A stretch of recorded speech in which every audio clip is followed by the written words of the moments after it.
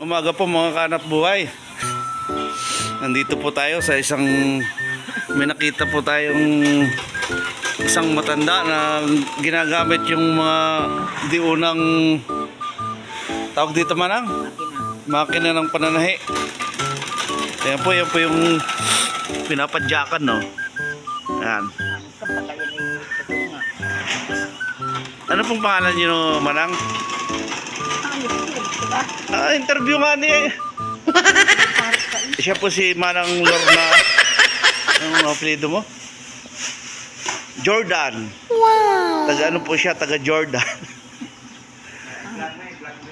Ilang taon na po kayo nananahi ng ganyan? Matagal na. Ilang taon po? Na-interview nga niya. Anong ibang interview? Ayan po, napagaling niyang magtahi. O yan, kahit apat na po ang mata niya.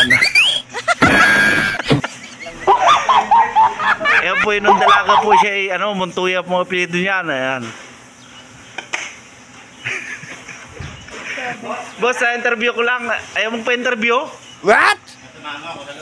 Ayan po, yung kanyang makinang ginagamit. Yan po, mas matanda pa daw sa kanya. Wow! Yan, sinisipa po yan, no. Ay, tunay na-vlog nga ni para kayo sumikat, oh. Yan po, siya po, ilan taon na kayo? 70, 75 years na po siya nagatahi.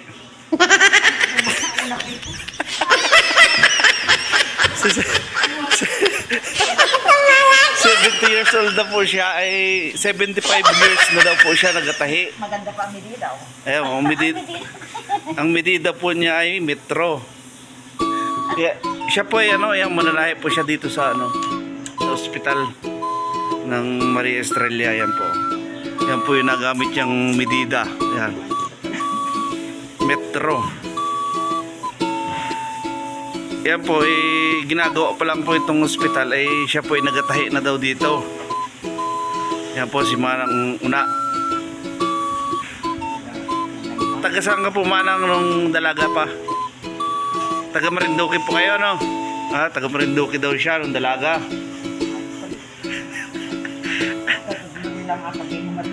Tapos lumaki daw po siya sa Gloria, Oriental Mindoro. Yan. Ngayon naman po ay ang pangasawa niya ay taga dito sa Jordan.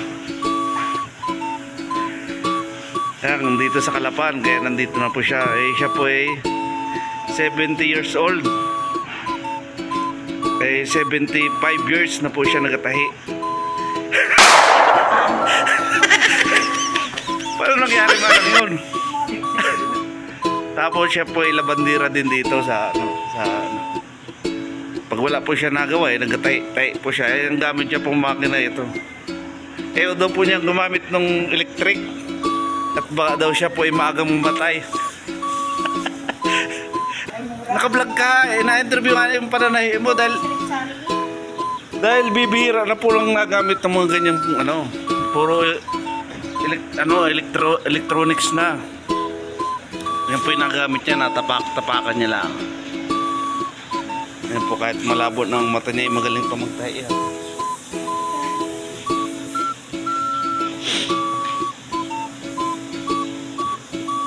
Ano po yung nagawa ninyo na yan?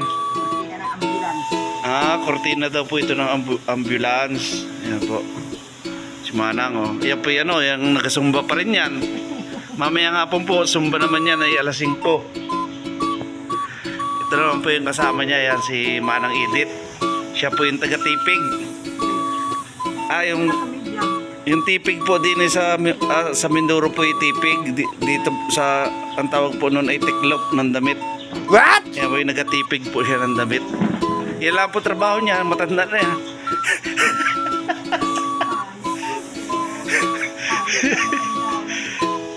Ano po apelyido niya, Manang? Yan, militar po ito, militar. Nakakatakot po ang lahat nito. Mga militar po apelyido ito. Manang Edith. Wala pa isang kasama nila Ayan po, ayan. Tamo. Palibasa po yung matanda na medyo mabagal-bagal na pong gumalaw pero nakautay pa rin po. Tamo po, ang ganda naman kanyang tawag dito ay medida. Ito ang nagamit yung medida. Dahil yung medida daw po ay malambot. Eh kaya ang ginamit niya metro. Ay napakatalinong tao talaga nito. Ito po ay ang anak po nito ay kapitan po ng tawiran. Konsyel po ng tawiran. Kaya yan po ay isa po yan sa mga simple lang dito sa barangay ng Tawira, pero mayaman na po yan. Ayan po, maraming salamat. Manang may shoutout kayo mga kamag-anak nyo dyan. Hayop ka. Ayun, shoutout daw po sa mga kapatid niya. Ilan po kayo magkapatid? 10. Isa po siyang babae. Puro lalaki po kanyang mga kapatid. Shoutout daw po sa kanyang mga kapatid. Ayan. Yung pamangkin niya po dito yung wala si kuya, yung yung babaero niyang pamangkin, si Divin Malya po. Ayun. Wala po ay.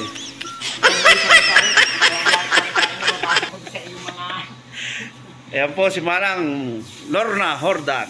Kung gusto niyo po magpatahi, kontakin niyo lang po siya dito sa Barangay Tawiran. Ayan po, maraming salamat. Bye-bye.